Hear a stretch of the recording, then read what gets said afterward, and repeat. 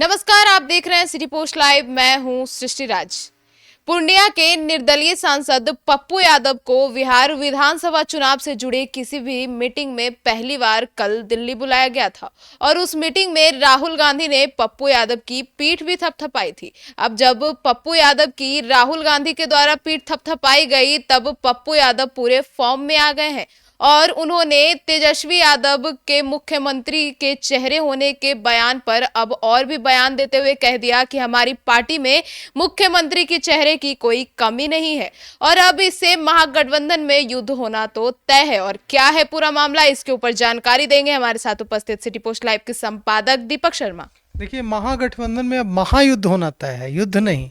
क्योंकि जिस तरह से अब तक तेजस्वी यादव सफल रहे थे कि पप्पू यादव को किनारे रखा जाए, पप्पू यादव को जो बिहार चुनाव को लेकर जो अहम बैठकें होती थी उसमें नहीं बुलाया जाता था और पप्पू यादव इसे लेकर बहुत आहत भी होते थे कि बताइए, बिहार का चुनाव है, झारखंड का चुनाव होता है तो मुझे बुलाया जाता है, और बिहार दिल्ली का चुनाव होता है तो मुझे बुलाया जाता है, और बिहार के चुनाव में मेरी क्या भूमिका होगी यह स्पष्ट नहीं है। पहली बार ऐसा हुआ है कि बिहार चुनाव को लेकर दिल्ली में कांग्रेस की कोई अहम बैठक बुलाई गई। कोई अहम बैठक नहीं, बहुत बड़ी बैठक, अब तक की सबसे बड़ी बैठक, और उसमें पप्पू यादव को भी बुलाया गया और पप्पू यादव गए, और वो भी तब गए जब कुछ दिनों पहले ही 9 जुलाई को जब राहुल गांधी आए थे तो राहुल गांधी, जिस रथ पर राहुल गांधी और तेजस्वी यादव सवार थे, उस पर किस तरह से अपमानजनक अभद्र तरीके से पूर्णिया सांसद पप्पू यादव को धक्का देकर नीचे उतार दिया गया था। यह आरोप तेजस्वी यादव के करीबी नेता पर लगा था कि उनके इशारे पर सुरक्षा कर्मियों ने पप्पू यादव को नीचे उतारा।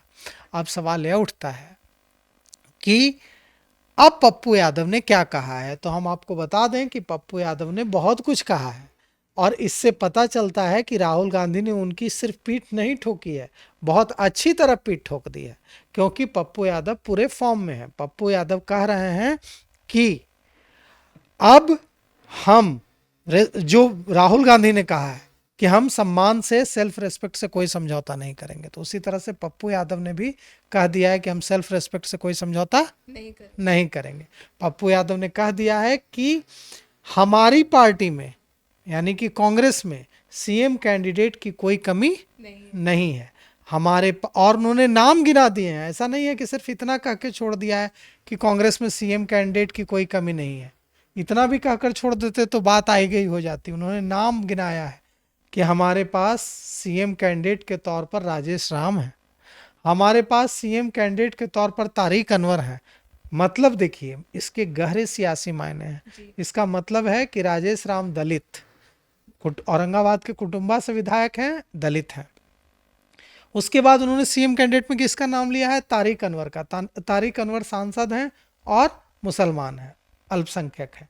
मतलब आप समझिए कि उन्होंने एक तीर से दो शिकार कर लिए हैं। दलितों को भी जोड़ लिया, दलितों को भी लुभा लिया, और मुसलमानों को भी मुसलमान मुख्यमंत्री का सब्जबाग दिखा दिया।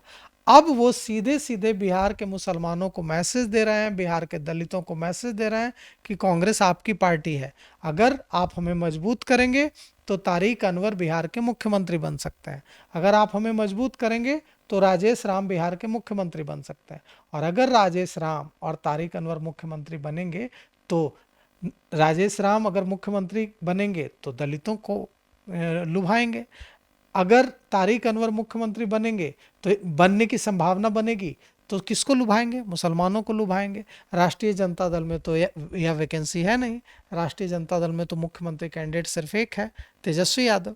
तो ऐसे में मुख्यमंत्री कैंडिडेट के तौर पर दो नामों को आगे करके और मीटिंग से निकलकर राहुल गांधी, जिसमें लोकसभा में नेता प्रतिपक्ष राहुल गांधी, जो कांग्रेस के राष्ट्रीय अध्यक्ष हैं मल्लिकार्जुन खड़गे, और तमाम विधायक और सांसद मौजूद थे, उसमें उस मीटिंग से निकलकर अगर पप्पू यादव ने इतना बड़ा बयान दिया है कि हमारे पास सीएम कैंडिडेट की कोई कमी नहीं है, हमारे पास सीएम कैंडिडेट के लिए राजेश राम है, हमारे पास सीएम कैंडिडेट के लिए तारिक अनवर है, तो इसका मतलब बिल्कुल साफ है कि राहुल गांधी ने मीटिंग में क्या संकेत दिए हैं। राहुल गांधी ने मीटिंग में संकेत दिया है कि हमें दबने की जरूरत नहीं है, हमें कोई दिक्कत नहीं है, हम राष्ट्रीय जनता दल के साथ चुनाव लड़ सकते हैं, लेकिन सेल्फ रेस्पेक्ट से समझौता नहीं करेंगे। सेल्फ रेस्पेक्ट से समझौता नहीं करेंगे मतलब 70 से कम सीटों पर हम नहीं मानेंगे। अब कहाँ तेजस्वी 45 सीटें देने की बात कर रहे हैं, कहाँ कांग्रेस के जो नेता हैं, लोकसभा में नेता प्रतिपक्ष हैं, लीडर ऑफ अपोजिशन है देश के, वे कह रहे हैं कि हम 70 से कम सीटों पर नहीं मानेंगे। तो समझिए कि अगर यह बात नहीं बदलती है तो कांग्रेस के पास बिहार में खोने के लिए बहुत कुछ नहीं है। कांग्रेस कोई बड़ा फैसला भी ले सकती है। बड़ा फैसला का मतलब आप समझ ही रहे होंगे।